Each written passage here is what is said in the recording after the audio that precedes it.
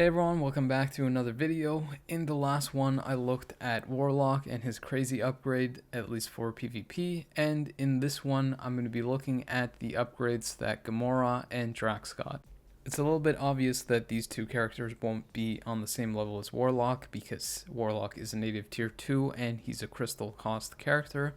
but in terms of the upgrade that these two characters got to their status before the uniforms and their awakenings,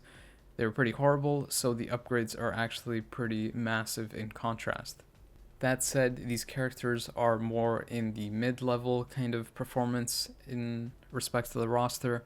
but Drax does surprisingly well in PvP for his lack of iframes, or iframe ignore. Drax's kit doesn't really lend well to PvE since he doesn't have many skills that he can layer on top of one another, but one good thing about his kit is that he doesn't have damage accumulation, which you might think is kind of counterintuitive since a lot of really good characters need that to be good, or have that to be good, but he has a lot of buffs throughout his skills, so he doesn't have to worry about damage accumulation. You can just use his 3, 4, and 5, and he gets tons of damage buffs that way. That said, his skill animations are kind of slow, and again, he doesn't really have skills that can be cancelled on top of one another. So if you're wanting to build this character specifically for PvE, then you could try a CTP of Rage and just cycle through multiple skills with that damage proc still up, or you could potentially even go with a single skill damage proc and cancel the skills that have buffs on them to proc on the 5th skill. I'm currently just using an invincible obelisk, so I have no damage proc, and I was barely able to finish a stage 60 of Thanos just at T2. The rotation that I would recommend for the character is to open with the 3rd skill and kind of delay cancel that, or just go into the next skill after that's done, which would be your 5th skill. Let that play out fully till he hits the ground and that big AoE appears, and then you can kind of delay cancel that into the 4th skill and just stay in that till that skill is done. Alternatively, if you want to get more buffs up on the 5th skill, you could also do a 3 kind of delay cancel, or cancel into the 4th skill, cancel that just for the buffs into the 5th skill, and allow that to play through to do most of the damage there. Once you have access to your awakening skill, you can use the 3rd skill first to get that mockery and those buffs up, then immediately go into the 4th skill and cancel that for the buffs there, into the 6th skill or the awakening skill, instant cancel that, and then stay in your 5th skill, which will be most of your damage. You can see that I finished this stage 99 of Proxima almost 2 minutes faster than Thanos, specifically because the all defense down that ignores immunity applies to Proxima as opposed to Thanos. He has that in his passive, which just applies as you keep attacking. But in addition to that, he also has 5 seconds of paralysis that ignores immunity on the 4th skill, which allows me to clear the boss much quicker because they're almost always permanently locked down by that skill. I'm showing you what the character can do in PvE just so you get an idea of it, but I myself have built the character for PvP, mostly due to the fact that that mockery effect does work really well in PvP, and because he has a very massive HP stat bump that he gets when you awaken the character. You can see just how much of a difference the awakening makes, since I'm able to complete stage 60 of Thanos this time around 2 minutes and roughly 10 seconds faster. Since the clear time for Proxima's run was faster, the amount of improvement was a little bit less, being around 1 minute and 30 seconds. Now, Drax's clear time isn't really the best, but the character was kind of designed for PvP, as you'll see in a little bit. Gamora, on the other hand, seems to have a kit that's situated mostly for PvE. With that in mind, a single skill damage proc definitely can work for her since she can cancel multiple skills fairly quickly on top of one another, but if you want to get the most out of the character in terms of damage, I suspect that CTP of Rage will probably be your best bet there, since she does have guaranteed crit in her kit. Even though you can make something like a CTP of Energy work, the skill that you're going to proc on is the 4th skill, and the animation on that isn't necessarily too long, meaning that you're going to have downtime when the proc is still up. So if you're using something like a CTP of Rage, you might utilize that 5-second window more fully by using other skills in that same duration. On top of that, it'll likely be easier to play since you don't have to worry about missing procs, but if you're going to use the character in content like World Boss or World Boss Ultimate or Legend, then a Reforged Energy or Destruction might give you a little bit more of an edge. For the purposes of my testing and to keep consistency, I'm not using a damage proc, I'm just using an Invincible Obelisk, and even with that you can see that she performs much better than Drax in PvE content, since I finished basically 2 minutes faster than Drax did.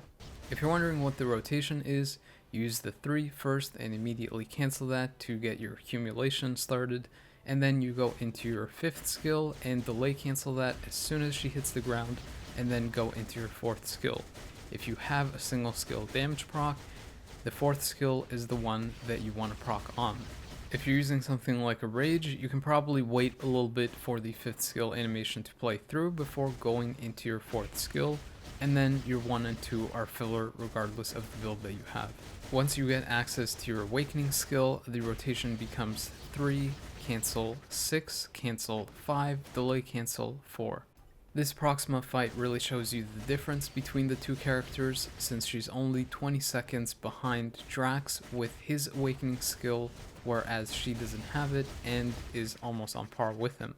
Surprisingly enough, when you upgrade Gamora with her Awakening and Transcendence, she actually gets a pretty good HP stat bump, as well as a pretty good damage increase. The HP increase is a little bit unexpected, since most speed type characters don't really have very high base health. I wouldn't necessarily recommend building this character for PvP because of her lacking PvP kit, but if you're not using her for PvE and want to build her for PvP, then you could potentially run a CTP of regen on her if you wanted to, because of that HP stat increase and because she has that little bit of healing on her 5th skill. That said, the character doesn't have too many iframes, so the opponent can burn through that HP shield relatively quickly, which means that an Invincible proc might actually perform a little bit better. With the Awakening unlocked, I'm able to complete the same stage of Thanos about 1 minute and 10 seconds faster.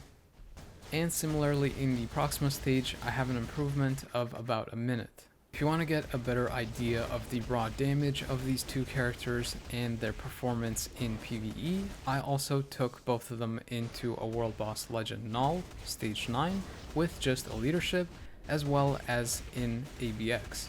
In typical fashion, Drax didn't really have the best performance, finishing with about 45 seconds remaining on the clock. Again, both characters don't have a damage proc from the testing that I did, but Gamora still was able to finish almost 1 minute faster than him in the exact same conditions. With Drax, I got to the halfway mark in ABX with a score of 3.2 million, which means that if I played it fully through, I should have ended up with somewhere around 6.4 million, which is obviously double that.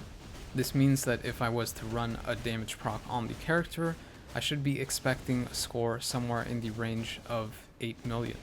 Keep in mind that I was running this test during the no restrictions, so I have a better setup than I did when I was testing Gamora. For her, I was running a less optimal team since I was trying to replicate the conditions of the Speed Villain Day. With that in mind, I reached about a 3 million score when I got to the halfway mark, which means I should have finished with about 6 million when the time was up. If you were to factor in a proc, and because she is more proc friendly, meaning that she can have more damage on that one proc, then I would assume that she would get somewhere in the range of the 8 to 9 million score. Also because that's what I've kind of been seeing from the people that have tested with a proc. My guess is that people will likely build her for ABX because of her leadership and her awakening. It makes it so that you can basically swap through multiple characters and use their awakening skills, meaning that you can open with Gamora, use her awakening skill, switch to something like Corvus or Bullseye, and just keep rotating like that to get a higher score than just using the character itself, which might lead to a lower score. Keep in mind the character doesn't have burn, but does have paralysis on a few of her skills, as well as silence through her passive. There's not really too much to say about Gamora in PvP, but she does open with her 4th skill, which is kind of nice because it has the penetration on it, and as you can see from this clip, even at T2, the damage that she outputs from her base kit is enough to take out a T3 Sentry. Unfortunately, her survival isn't really that great, which means that if you want to make her viable for something like Alliance Conquest, you'll likely have to go with something like a CTP of Authority or Transcendence, or anything that gives you Invincible really. The reason for that is because the 4th skill can potentially burst down an opponent fairly quickly as is, so if you were to run something like a CTP of Destruction, she has the penetration on her 4th skill, so it would be kind of redundant, and the damage is already pretty good, so you won't benefit too much from that. On top of that, after the AI uses the 4th skill, it usually goes into the 3rd skill, which is the damage accumulation. So if you don't have something like an Invincible, you won't survive long enough to go into that skill and get that extra damage that way. But as you can see from these clips, even though the character isn't really designed for PvP, she does have the damage to take out some really strong characters like Jean, Doom, and Sentry, even when they have supports on the team and I don't. Drax, on the other hand, is clearly designed for PvP, since I took him into the same test that I did with Gamora, and he was able to easily take out a Sentry and actually got really close to taking out a Doom as well. Keep in mind that I'm talking about this first test where I only had him at T2 and didn't even have his awakening yet. Funny enough, once I refined the build a little bit more, so getting the awakening as well as running an actual CTP, since I only had a custom gear with Invincible on it, I was able to take out both Lives of Doom. The CTP that I tested and went with during my testing was a CTP of Authority with that steel effect with the Reforge. And the reason that I went with that is because he has very high mitigations in his kit, being 60% damage reduction from villains and from heroes, meaning that with the steel effect, the mighty version at least, you can get up to that 90% mark, which means that you take very little damage. However, even though I'm running a CTP of Authority, the CTP that I would probably recommend to most people, and the one that I'm likely going to swap into, is a CTP of Regen. There's a couple of reasons why I'm going to be doing this, and one of them is because the AI usually opens with the 5th skill, and that one has Invincible on it already, which means that the Invincible from the Authority becomes kind of redundant. Another reason is because he has really high base HP, and if you're likely going to be using his leadership, you can get up to 65 additional HP just from the leadership itself, which means that it synergizes really well with that HP shield. And the last reason has to do a little bit with the AI rotation, which is kind of unfortunate. As I said before, the AI usually opens with the 5th skill, and if you've seen from the video already, the 5th skill is a really long skill animation. Meaning that once that skill is over, the cooldown on it is usually over as well, and the character will prioritize it and go into it again. The issue with this is that the character avoids using the 3rd skill, which has that mockery effect, and makes a huge difference in the outcome of the fight. The way this ties back into switching to a regen versus Authority is that it's actually beneficial for the character to get guard broken or super guard broken out of that 5th skill animation and potentially be available to use the 3rd skill mockery effect. If you're running a CTP of Authority, the Invincible will give you 1 second of super guard break, and the steel effect will give you 5 seconds on top of that, meaning that you're more than likely not going to be broken out of that 5th skill, and you will be less likely to use that mockery effect. With that said, it's a little bit speculation on my part on how that interaction occurs, but the steel effect isn't always up, so you can get guard broken out of it even with the CTP of Authority, which means that that is still a pretty viable build. There's going to be some pretty interesting team combos with the combat HP leadership interaction that Drax provides, so there will be some pretty fun testing that I'm going to do in Alliance Conquest that will come at a later time. If you want to get some ideas for combat types that you can run with Drax in Alliance Conquest, you have the option of Colossus, Red She-Hulk,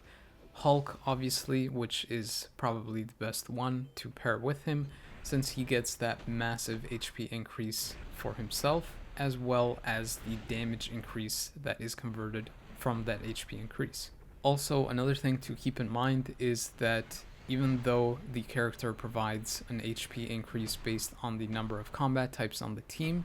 if you have a third character, for example, that isn't a combat type, they still benefit from the HP increase because it applies to all allies, not only combat types. Meaning that in Alliance Conquest, you can potentially run something like a Drax leadership,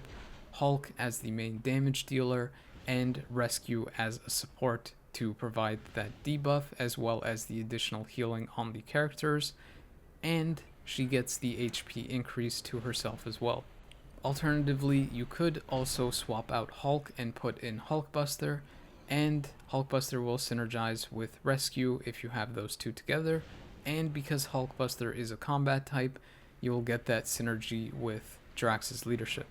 One final thing to note is that if you want to use the character but are kind of upset that the mockery effect doesn't activate reliably, you could just bypass that entirely by using another character that applies that same effect, which would be Blue Marvel. Either way, you can see that the character is really solid and is able to take out some really strong characters even without an iframe ignore. So in summary, Gamora is likely going to be used for ABX, though if you don't have any use for her there, you can just throw her into PvP with an invincible build. Drax, on the other hand, is the opposite. He has really good use in PvP content, specifically Alliance Conquest, since you probably won't use him in Timeline, but he does obviously struggle in PvE content. In terms of my recommendations, whether to pick these character uniforms up or not, I would say maybe kind of hold off a little bit, since there are some potentially really big uniforms that are coming up, possibly Ultron's uniform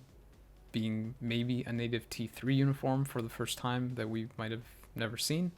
and possibly a Thanos uniform, which has some speculation and possibly data mines that could be coming. That wraps it up for this video. I am working on 2 other potential videos that are coming out. One of them will likely be a very quick guide on how to do the World Boss Legend Ultron fight, and another one has to do with Alliance Conquest teams. So if you want to check those out, make sure to press that bell notification icon so you can see when the videos are up. And if you've enjoyed the video, please consider liking. If you're not subscribed, then please do that as well. If you have any questions or comments, leave them in the comments section down below, or consider joining the Discord as well, since we're almost up to 200 members now. As always, thank you for your time and watching, but the video is now over.